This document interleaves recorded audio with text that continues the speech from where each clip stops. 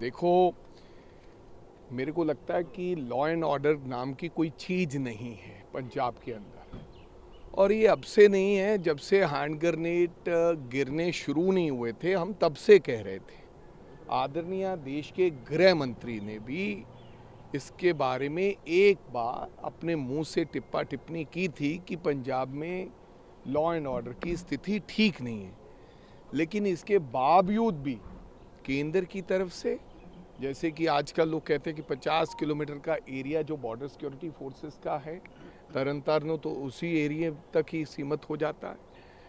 तो मेरे कहने का ना तो केंद्र सरकार की तरफ से और पंजाब सरकार तो कहना ही क्या है। आदरणीय मुख्यमंत्री साहब अपने ही मस्त हैं, उनको तो इस बात की कोई चिंता ही नहीं है कि पंजाब किस और जा रहा है। वो ट्रांसफ़र पोस्टिंग में सीमित रह गई। आम आदमी पार्टी सरकार रोजाना फलां को बदल दिया, आज फलां को बदल दिया। तो मेरे को लगता है कि इस तरफ पंजाब की पुलिस का, ना पंजाब के मुख्यमंत्री का किसी प्रकार का कोई ध्यान या तवज्जो नहीं है।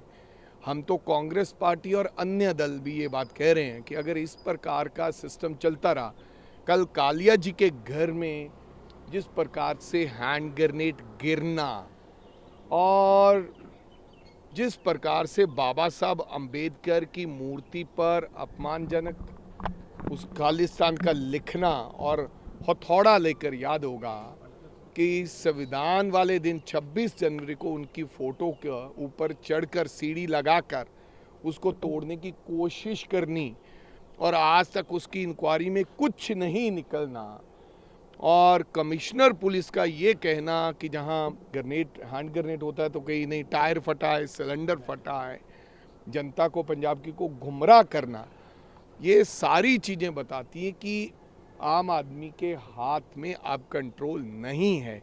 और ये तमाम चीज़ों से मेरे को लगता है वक्फ बोर्ड का आना, बाबा साहब की अंबेडकर की मूर्ति पर खास करके जलंधर में इस तरीके का, और फिर अमृतसर में और हिंदू मंदिर में हैंड ग्रेनेड जाना, और कल बीजेपी के एक नेता के घर में, मेरे को लगता है कि इसके पीछे बहुत बड़ी गहरी साजिश है। हमारे पंजाब को बांटने की साजिश है कि कैसे हिंदू को और दलित को पोलराइज करना है, कैसे अन्य दलों को साइडलाइन करके अपनी जगह बनाने का काम करना है।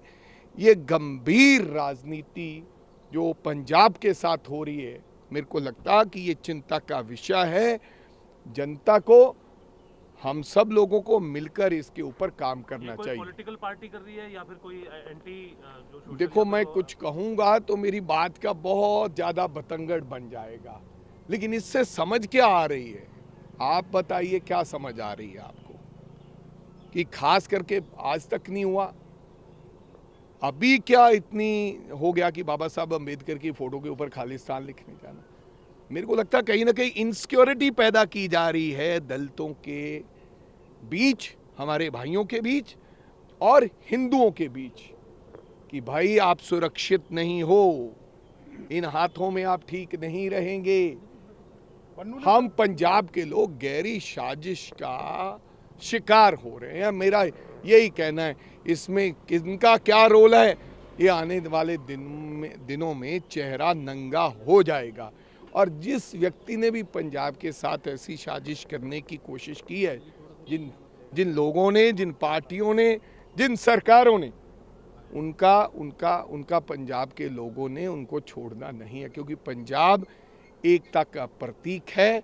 यहाँ पर हिंदू, मुस्लिम, सिख, ईसाई, दलित, हम सब इकट्ठे रहते हैं। ये उत्तर प्रदेश या और कहीं का वो राज्य नहीं है जहाँ पर हमें कोई आपस में बांट सकता है। यहाँ मैं हिंदुओं की बात करता हूँ, मैं मंदिर में जाता हूँ, मैं मस्जिद में जाता हूँ, मैं गुरुद्वारा में जाता हूँ, मैं गिरजाघर में जाता हूँ। यहाँ पर के लोग मॉडरेट सोच के मालिक हैं। इन्होंने देश की बात की है, इन्होंने हर व्यक्ति की बात की है।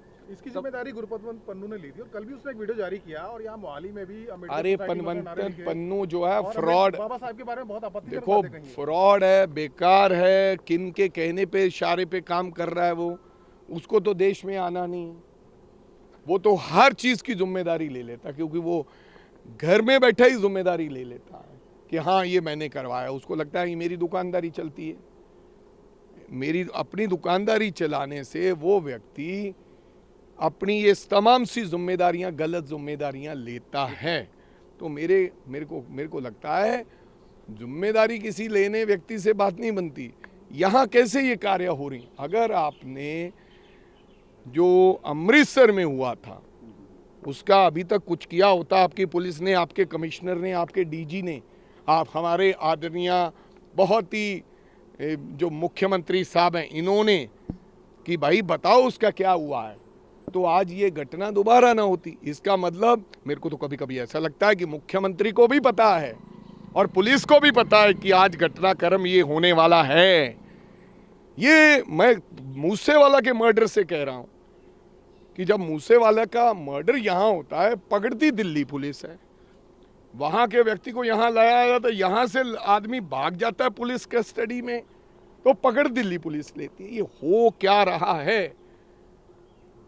तो जिस प्रकार से अभी तक भी उन लोगों को उनको सुरक्षित रखा गया है, जिन लोगों ने ऐसे कांड किए, तो फिर दाल में कुछ तो बड़ा काला है।